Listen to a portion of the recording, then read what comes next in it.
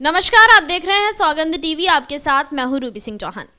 दिल्ली में अगली साल फरवरी से पहले विधानसभा चुनाव होने हैं, जिसको लेकर सभी पार्टियां चुनावी तैयारियों में जुट गई हैं। इस बार दिल्ली में त्रिकोणीय मुकाबला देखने को मिलेगा।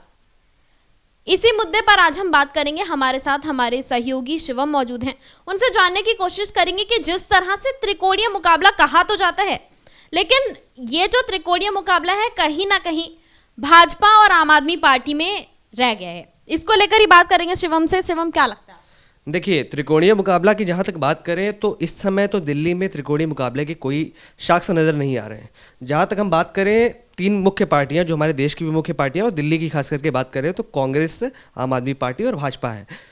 पर जहाँ तक बात है दिल्ली विधानसभा चुनावों की, दिल्ली विधानसभा चुनावों के पहले कांग्रेस ने बहुत मशक्कत की कि किसी तरीके से अरविंद केजरीवाल के साथ साथ गांठ बैठ जाए और हम इंडिया अलायंस बनाकर जैसे लोकसभा में चुनाव लड़ा था उसी तरीके से विधानसभा में भी साथ लड़ें, जिससे बीजेपी को एक कड़ी टक्कर दी जा सके। क्योंकि इस समय दिल्ली के अंदर बीजेपी भी अपनी दावेदारी बहुत बढ़ चढ़कर पेश कर रही है। अभी तक हालांकि उन्होंने लिस्ट जारी नहीं की, जिसके लिए बहुत इंतजार किया जा रहा है लोगों द्वारा। पर कहीं ना कहीं आम आदमी पार्टी भी इस बार सीरियस है इस चीज़ों को लेकर कि कहीं ना कहीं बीजेपी टक्कर देगी।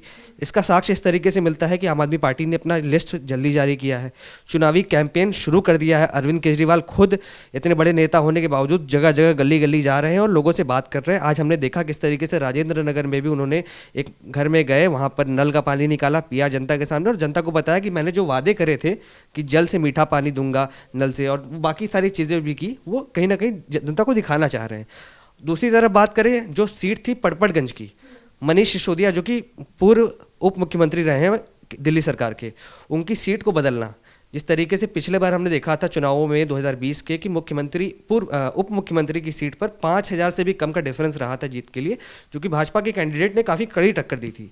तो कहीं ना कहीं उसको भी अब अपना नाम बचाने के लिए उनकी सीट बदल दी गई, वहाँ से एक जाना माना चेहरा अवध ओझा को लाया गया।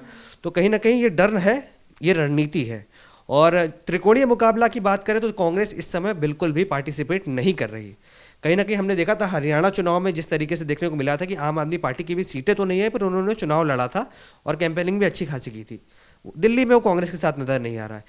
इस चीज़ का फायदा किसको मिलता? भाजपा को मिलता। क्योंकि जैसे हरियाणा में देखा, आम आदमी पार्टी ने भी चुनाव लड़ा, कैंपेन किया, तो कांग्रेस के जो वोट थे या फिर हम कहें जो भाजपा विरोधी वोट थे वो कहीं ना कहीं बट गए, जिसके वजह से भारतीय जनता पार्टी को अच्छा फायदा मिला, जो कि कोई सोच भी नहीं रहा था कि भारतीय जनता पार्टी इतना अच्छा परफॉर्म करेगी।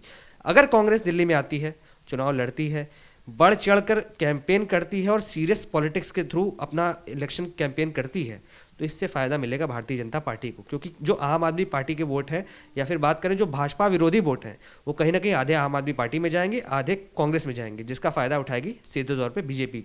तो त्रिकोणीय मुकाबला तो नहीं लगता। मुझे लगता है कि दो टीमें हैं यहाँ पर, टीम ए और टीम बी, आम आदमी पार्टी और भारतीय जनता पार्टी, ये दोनों खुलकर मैदान में लड़ेंगे और कड़ी टक्कर देखने को मिलेगी। जिस तरह से शिवम आपने बताया कि त्रिकोणीय मुकाबला देखने को नहीं लगता, तो क्या आपको नहीं लगता कि एक तरह से बहुत ही दुखद है कि जो हमारा विपक्ष है वो बिल्कुल भी मजबूत दिखाई नहीं दे रहा है? देखिए, विपक्ष तो मजबूत दिखाने की बात ही नहीं। जब हमने देखा था कि बोला गया था मजबूत सरकार नहीं, मजबूर सरकार चाहिए। मजबूरी क्या है? मजबूरी है इस समय कहीं ना कहीं जो तमाम नेता, ये मैं नहीं कह रहा, ये सभी नेता विपक्ष दल के कहते हैं कि हमारी एक ही बात पर आपसी सहमति बैठती है कि भाजपा को हटाना है। तो कहीं ना कहीं विपक्ष इस समय सरकार बनाने के लिए नहीं लड़ रहा है, विपक्ष इस समय भारतीय जनता पार्टी को हटाने के लिए लड़ रहा है। चाहे हम दिल्ली की बात करें, दिल्ली में भी अब कहीं ना कहीं माना जा रहा है कि भाजपा आ सकती है। भाजपा की सरकार इतने समय से नहीं रही है। अरविंद केजरीवाल के वादों को लोगों ने देखा है। हालांकि अरविंद केजरीवाल इस बात के लिए ये भी बोलते हैं कि मुझे जेल में डाल दिया गया था, इसलिए सारे काम नहीं हो पाए। उन्होंने स्वीकारा आके पब्लिक के सामने। तो अगर कोई नेता आकर जनता के सामने ये कहता है कि मैंने ये वादे किए थे और नहीं पूरे कर पाया, मुझे अगले 5 साल दो, तो इससे दो चीज़ें होती हैं। एक तो क्रेडिबिलिटी बनती है, अगर उसको लोग पॉजिटिव वे में ले तो लोग कहेंगे चलो ठीक है, बंदे ने काम नहीं किया, आके बता दिया हमें, ये अगली बार करेगा। पर कुछ लोग इसको नौटंकी बता देते हैं। केजरीवाल के काफ़ी सारे वीडियो क्लिप्स भी वायरल होते हैं जब वो कहते हैं कि मैंने ऐसा कभी कहा ही नहीं था, पर लोग जो है सोशल मीडिया वाले कहीं ना कहीं से वीडियोस निकाल के दिखाते कि नहीं देखो केजरीवाल ने कहा था 25 लाख कैमरे लगाएंगे, पर अब बोल रहा मैंने कभी नहीं कहा था। तो इससे एक नेगेटिव इम्पैक्ट भी होता है कि जो बात वो बोलते हैं वो भूल जाते हैं, इसका मतलब कि वो झूठ बोलते हैं। तो कहीं ना कहीं मुझे लगता है भारतीय जनता पार्टी इस बार अच्छा परफॉर्म करेगी, कड़ी टक्कर देखने को मिलेगी दिल्ली के अंदर। पर आम आदमी पार्टी भी इस समय कोई कमज़ोर स्थिति में नहीं है।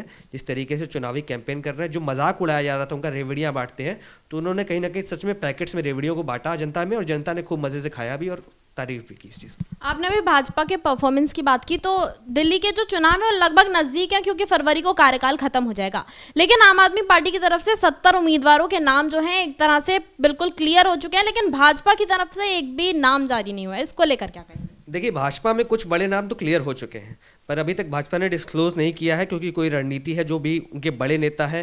कहीं ना कहीं ये भी एक सवाल उठ जाता है जो हर बार चुनावों के पहले आता है दिल्ली के, कि केजरीवाल बनाम कौन।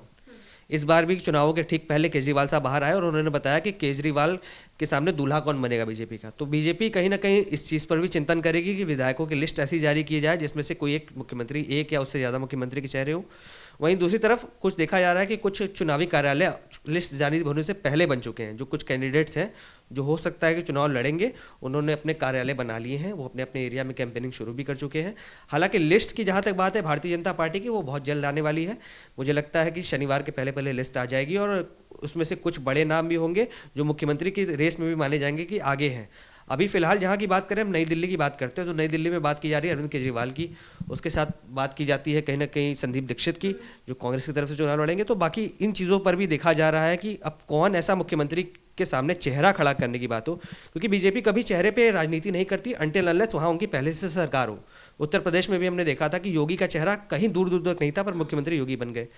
जहाँ उनकी सरकार है, अब जैसे जो योगी मुख्यमंत्री बन गए, दोबारा चुनाव लड़ने गए तो योगी का चेहरा आया। तो अभी दिल्ली के अंदर जो सुषमा स्वराज का चेहरा था वो कहीं ना कहीं अब दुनिया में मौजूद नहीं है। तो अब नया चेहरा बनने के लिए चुनाव के होने का वेट करना पड़ेगा। अगर सरकार बनती है तो विधायकों की सहमति से और जो आला कमान है उनकी इजाज़त से जो भी चेहरा सामने होगा वो बीजेपी लाएगी।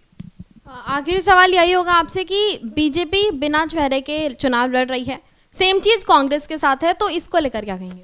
देखिए, बीजेपी तो चुनाव लड़ रही है, ये बड़ी बात है। कांग्रेस चुनाव नहीं लड़ रही है या दिखावे के लिए लड़ रही है, ये दूसरा प्रश्न है। कांग्रेस की जहाँ तक बात करें, कांग्रेस के पास भी एक अच्छा ट्रैक रिकॉर्ड था दिल्ली के लिए। खास करके बात करें, शीला दीक्षित की सरकार ने काफ़ी अच्छा काम किया था, जिसके खिलाफ अरविंद केजरीवाल लड़े थे, जिसके खिलाफ अरविंद केजरीवाल ने आंदोलन किया था, सीढ़ी पर चढ़कर तारे काट दी थी और बताया था कि शीला दीक्षित भ्रष्ट है। पर कहीं ना कहीं भाजपा की बात करें तो भाजपा के पास देखिए चेहरे बहुत सारे हैं, पर भाजपा इसलिए डिस्क्लोज नहीं करना चाहती कि कहीं ना कहीं उनको भी एक जो राजनीति के अंदर जाति फैक्टर होता है ना, उसको मेंटेन रखना है। अगर कोई ऐसा चेहरा निकालते हैं जो पूर्वांचली हो तो कहीं ना कहीं बाकी वोटर्स नाराज़ हो जाएंगे। कोई और चेहरा निकालते तो पूर्वांचली वोटर्स नाराज़ हो जाएंगे। तो वो मेंटेन करके रखना चाहते हैं, वो सबको डाउट में रखना चाहते हैं कि आपकी कम्युनिटी का चेहरा आएगा, आपका कम्युनिटी का चेहरा आगे बढ़कर आएगा। तो इसलिए अभी वो डिस्क्लोज नहीं कर रहे हैं, क्योंकि चुनाव के पहले अगर वोट बटेंगे तो उसको मेंटेन करने का उनके पास टाइम नहीं मिलेगा, क्योंकि चुनाव बेहद नज़दीक है। तो मुझे लगता है कि अब टक्कर तो दो लोगों में होगी। अगर कांग्रेस उतरती भी है चुनावी मैदान में तो कहीं ना कहीं वो भाजपा विरोधी वोट काटने का काम करेगी, जिसका खामियाजा अरविंद केजरीवाल को भुगतना पड़ेगा, कुछ सीटें कम हो जाएंगी। शुक्रिया शिवम। तो यहाँ पर शिवम ने हमें बहुत महत्वपूर्ण जानकारी दी। आपको बता दें कि वर्तमान सरकार का कार्यकाल फरवरी में खत्म हो जाएगा, जिससे पहले चुनाव होने हैं। तो देखते हैं इस बार जो चुनाव होने हैं बहुत ही रोमांचक होने वाला है। इसी के साथ इस खबर में फिलहाल इतना ही। ऐसी ही तमाम अपडेट्स के लिए देखते रहें सौगंध टीवी।